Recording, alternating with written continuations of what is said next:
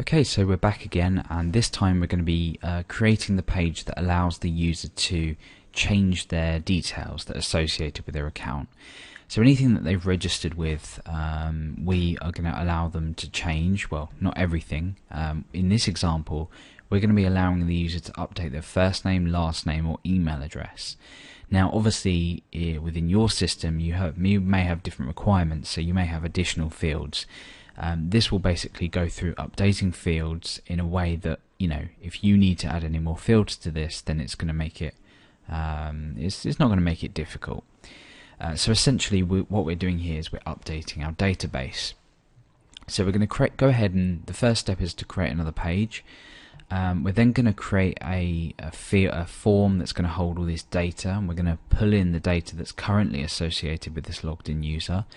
And then we're going to submit the form as we usually would. We're going to go through the error checking or the form validation, spit out any errors if there are any, and if everything is okay, then we are going to update the user's details and then tell them everything went okay. So it's more or less the same process as we did with a register page, and we're going to be using a lot of the concepts from the register page and some chunks of code. It's not always good to validate code, but this is a really great way to go back and go over what we've already done if anyone didn't quite understand. And it also gives you the opportunity to look at doing things in a slightly different way, which we'll see inside the function that we're going to use to update users' details.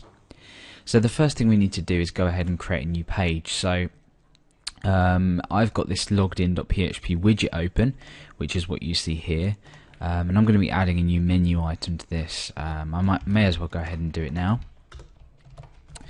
So I'm going to create the menu item settings. I guess they're not necessarily settings, it's more like profile information, but this is going to be a general place where we're going to have any kinds of settings. We've obviously already got change password here, which is a page in its own right. Okay, so that's added this here. We obviously don't have this page at the moment, so we need to go ahead and create that. So let's go ahead and open up a page that we already have, that we know needs to have a user access or needs to have a logged in user to be able to access, and that's change password. So remember, we've got includes of core, protecting the page, including the header. So let's go ahead and just copy all of this and be lazy, paste it all over here, and save this out as settings.php. And let's go ahead and get rid of the bits we don't need for now, which will be this and all of this. So we've ended up with including our core file. We're protecting the page against people that aren't logged in, because obviously there's no point updating settings if you're not logged in, or information if you're not logged in. And we're including the header and footer. So let's go ahead and refresh. Click here, nothing. We've got our template, but we haven't got any content, which is to be expected because we haven't placed anything in here yet. So let's go ahead and just start to quickly build this form up, and then we'll go on to the PHP side of things and actually going through and validating this data. So we're going to be allowing the user to update the first name, last name, and email address. So let's go ahead and create a form. So the action is going to be blank. We're going to be passing the data to this page, processing on this page. The method's going to be post. We need an unordered list here, and obviously our list items inside. So in here, the first one's first name. We'll just put a little asterisk there to show that that's required. In fact, yeah. Oops. I've just gone and closed that page. Let's go and open that up again. Settings. Yeah, we'll leave the asterisks in there. And let's go ahead and create the field here. So type equals text. The name for this, we're just going to keep with the same name conventions. So remember, we have first underscore name for name. Let's just go over here to our database. We've got first underscore name, last underscore name, email. So we're going to keep the same names as we did in the initial registration process. So that looks about it for that one. Let's just preview what that looks like at the moment.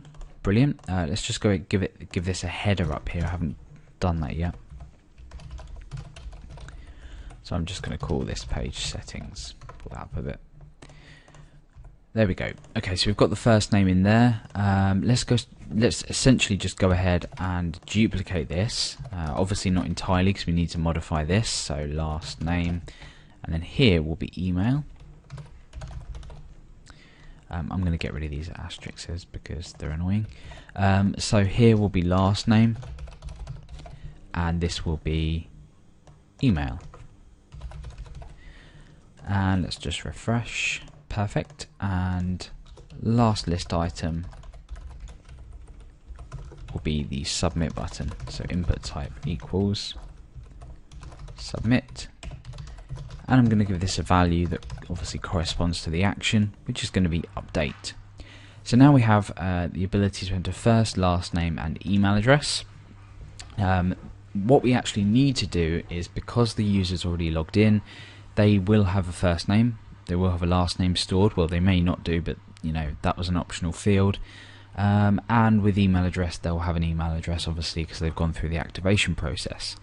So what we need to do is inject this data into these form fields so it displays here. There's no good leaving these blank. We're updating our settings, we're not adding any settings. So what we need to do here is we need to say value equals something. So in here what we can do is we can actually utilize, if we go over to core and init, remember here we grabbed all of this user data, so we basically specified the fields that we wanted to grab, and that returned it into this user data array here. So we've got first name, last name and email, so we can use them within our settings page. So I'm going to open PHP tags and close them. Within here I'm going to echo user data. Because it's an array, I use square brackets to access each element, and in here I'm going to say first underscore name. I'll go ahead and I'll copy and paste this. It's going to be a lot quicker this way. And this is obviously last name, and then email is just email. So now what's going to happen when I refresh is that places all of the data that's currently associated with me within these fields, and therefore what I can do is go ahead and change this data and then pass it through to this update process that we're going to create, and then these fields will be updated, and then obviously they'll change again to reflect the current data. So we've done that now. Now what we need to go ahead and do is actually start to validate this information. So basically what I'm going to do is I'm going to be I'm given the ability to go ahead and type another name in, which is actually my name this time. Click update, and this page just refreshed. Then it was so quick that you didn't see it, but the page refreshed. But that will then take us through to a confirmation message to let us know that it's everything's gone okay. So up here within where we are inside PHP, inside a PHP tag, we need to go ahead and start to validate this. So what I'm going to do is just close any files that I don't need open. Init.php I don't need open, and I'm going to go ahead and open up register. Now the reason I'm opening up register is because register uses some aspects, and we can look at this and how everything's laid out to actually process this successfully. So the first thing we do is check if any if the post data from this form, the array that's been sent by this form or processed, is due to be processed, is not empty. So we need to say if if empty $_post within that is equal to false. That means that we have some data, so we can go ahead and start to process here. Now here we've got this, when we create the registration script, we have this required fields array, which is going to be useful to us now. We have all of the fields are required. In actual fact, I'm going to go ahead and put these asterisks in because it's going to make a lot more sense to the user.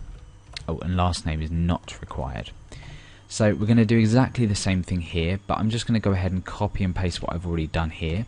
I will quickly run over it just so for anyone that didn't understand this, it's going to be a lot easier for you. So first name and email are required now, last name's not required. So what happens here then? Well, we define this array and place the elements within it, and then we loop through all of the posted data. So we loop through, the first loop will be the first name, last name, then email. Now if it's empty and it's in this array, then that's a problem. So we set an error, and remember this errors array is something that we defined in our init.php file that just holds any errors that we might come across. So we loop through the data and basically check that anything that's required is actually required, and then we go on down here to do some more validation, and that will be in the next part of the video.